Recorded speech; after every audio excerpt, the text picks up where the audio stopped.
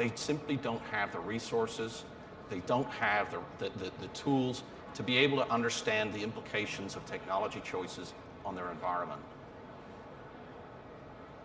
Ricardo's been working with a consortium of European cities to help figure this out. Together, we've developed a tool that helps city planners figure out the implications of these technology choices. It's a web-based tool that's easy to use. It's, it has models already loaded into it, and urban planners can make choices and customize the models very easily. As I said, it's web-based, so it doesn't require any special software investment, and its outputs are in an easy-to-use graphical form. So when a city kind of models different policies or different technology choices, it's easy for them to compare which ones are going to make the best impact on those choices. So they compare, which technology you want to select each time, and then compare that with a policy, and then figure out what drives cleaner emissions and better transportation in their cities. So let me just take you through a video of how this might work. Oh. Hello. So what happens is the video didn't start. So here we go. You're allowed to pick a region, and what that does is the tool loads up a whole range of statistics of that particular region.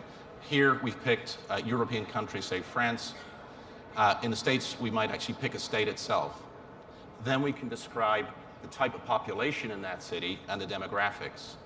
Here the tool has picked a mid-sized city, and it's described a population of about 125,000 people. Then you can look at the demographics. How's that split? Perhaps half of the people live at the center of the city, half on the outskirts, some with access to better public transportation than others. And then we could describe what type of city is it. Is it industrial or other? The planner can then customize by looking at the different transportation options they have available. In this city example, they don't really have good public transportation. Bicycles aren't really used. And then they can select other things like, are there motorcycles? Is there a tram network? Or do they have a rail infrastructure? Perhaps it's an older city and it doesn't really have a lot of those choices. And then you can describe the current situation. Is there a lot of congestion in the city? And perhaps there is, because a lot of people are coming in from the outside. And then if there's a lot of incoming trips, how do people use those? And we've already said that these people are commuting in, so maybe there's a lot more cars coming into the city rather than people riding ride and share bus networks.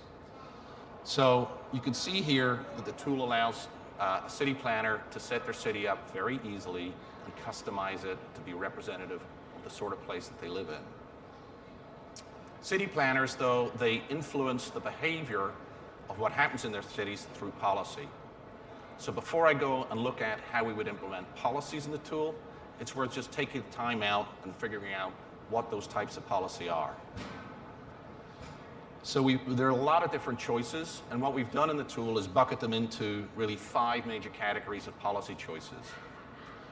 Demand management, green fleets, infrastructure investments, pricing and financial incentives, and also traffic management and control. But what do they look like?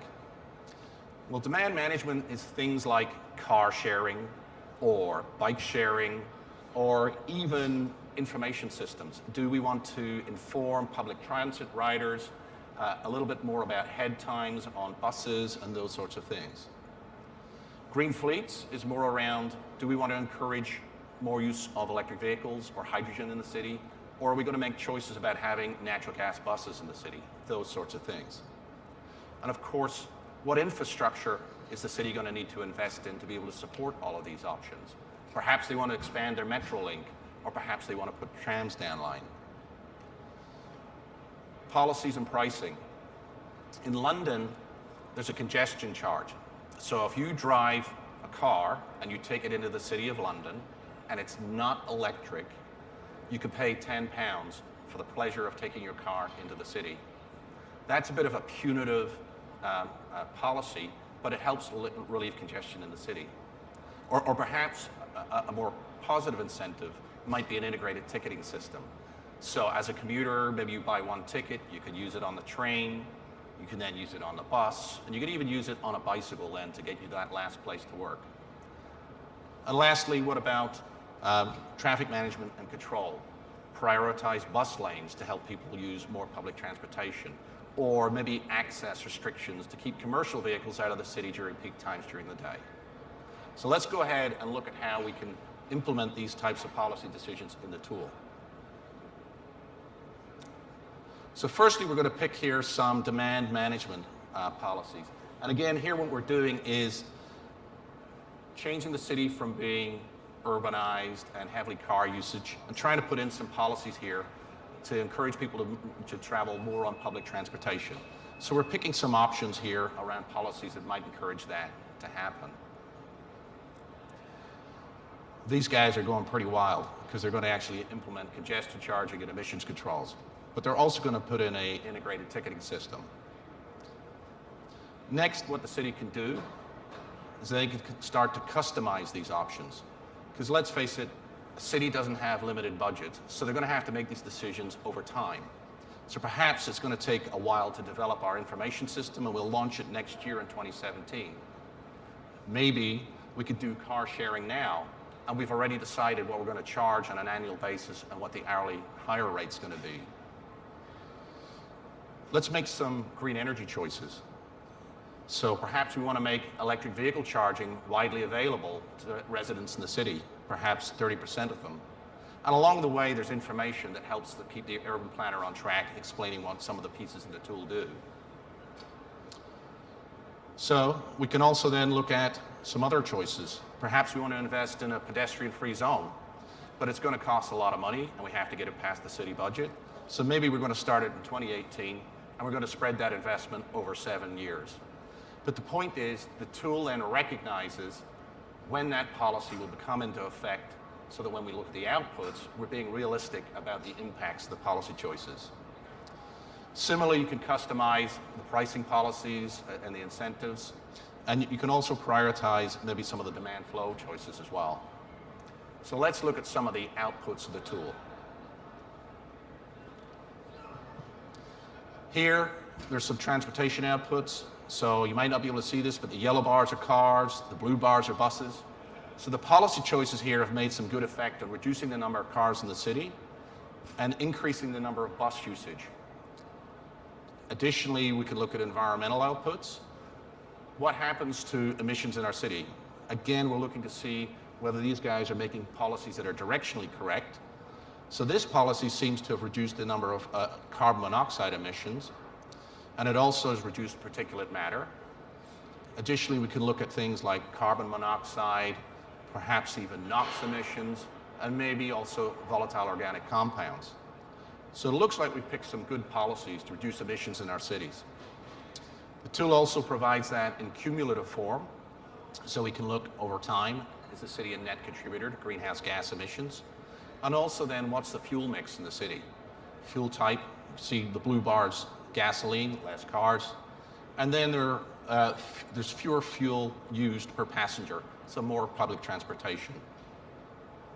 The tool also starts to look at safety in the city. So predicting the severity of accidents and also maybe the number of fatalities per 100,000 people in the city. So this gives you kind of a feel for how the tool works, how easy it is to use, and how a planner can start to look at different scenarios and pick out those policies, those technologies that are going to be the ones they want to dive into in more detail. So it's really a screening tool on all these different options and combinations of options, which ones you want to spend time on. And this is the sort of thing that's needed to help city planners make the right choices about policies and technologies. So this tool is already launched. European cities are using it today to help make lower emissions, higher mobility cities. In the US, there are some great initiatives that have been started. The US Department of Transportation has launched the Smart Cities program, and there are now 7 finalists vying for a $60 million prize. Those cities are looking to create a template for smarter cities across the US. How will those technologies be used? have an environment that's actually more mobile and also has fewer emissions. But wouldn't it be great if we could do the same thing here? Wouldn't it be great if we could get a consortium of cities to work together to have a US version of this tool? Think about how much faster we could enable our planners to make the right choices about cities. It's really important for us to make these types of decisions because after all, most of us are going to end up living there. Thank you.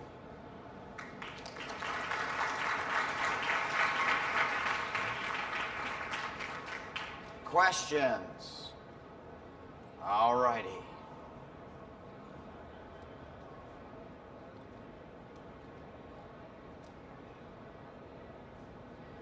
So you mentioned 7 cities in the United States. What are the 7 cities? What are the 7 cities? 7 cities, please. So, City of Austin is one. City of Columbus, Ohio. I think this, now I'm kind of skating, right? Pittsburgh, San Francisco, Portland, Kansas City, and the other one. Where? Denver. Okay. Did you get that? Okay. Apparently that was a Karina Morley question. That was really, all the questions go to Karina. Because You know that.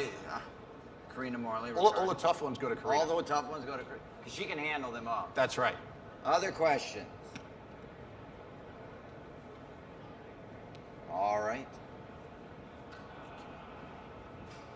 So for your tool can provide kind of suggestion for the city planner for how those green actions or green initiatives can impact their urban community. But I'm wondering what are the evidence, what are the data you use to generate those suggestions or predictions? Okay. So the question is that the tool can provide a lot of suggestions for the policies and the cities that a city should select, right? But where does the data come from? Well, there's a huge amount of statistical data behind the tool that gets loaded into the tool based on choices that the city makes, regions, and perhaps also technology choices. So for example, in the regions, there's a lot of statistical data about, say, a country. What's the vehicle mix in a country? What's the average age of a vehicle? What's the average ownership of a vehicle in that country?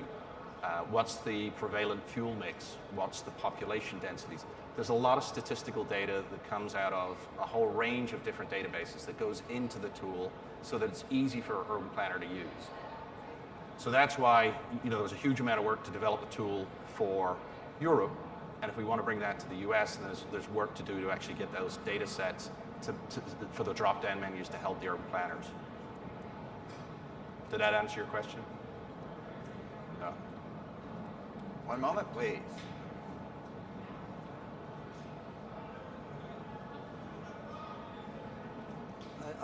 My name is Fabio, and I am the Business Development Manager for TÜV Nord Mobility in Germany. But now we are building the South America office. And how do you see what procedure? How can you cooperate to bring this tool to Brazil, or can already be applied to Brazil? Can it be applied to Brazil? The tool can pretty much be applied to any country or any region. But what needs to happen is we need to make sure we got the right data sets on your geography, the right data sets about your environment to make sure that those are available in the tool so that it helps city planners make the right choices and the predictions that are accurate. So it's really built up of demand elasticity models that are behind that. So yes, it can be applied to Brazil, but there's work needs to be done to get the right data into the tool to figure out, make it usable for people in your country.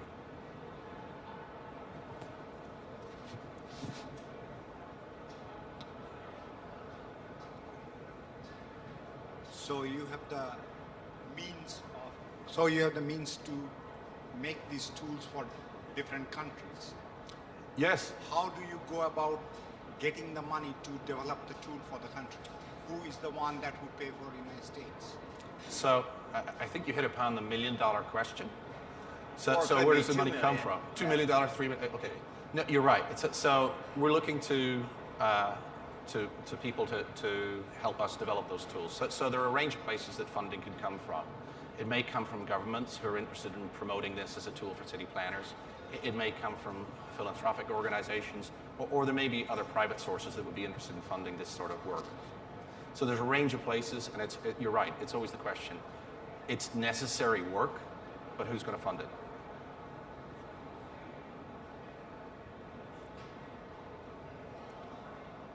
Mr. McShane, thank you so very much for your time. Thank you. I greatly Thank you very much. appreciate it.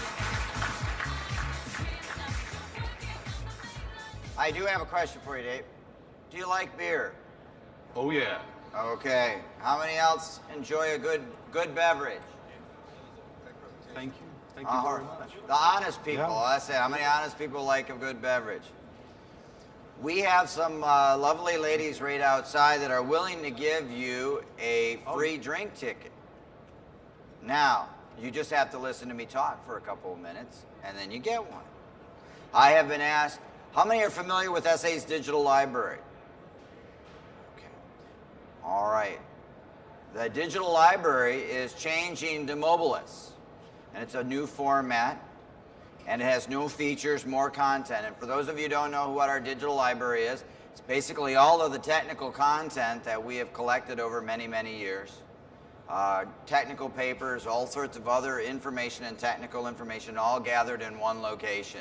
And it has now been changed to mobileless, and it has all sorts of new user enhanced features.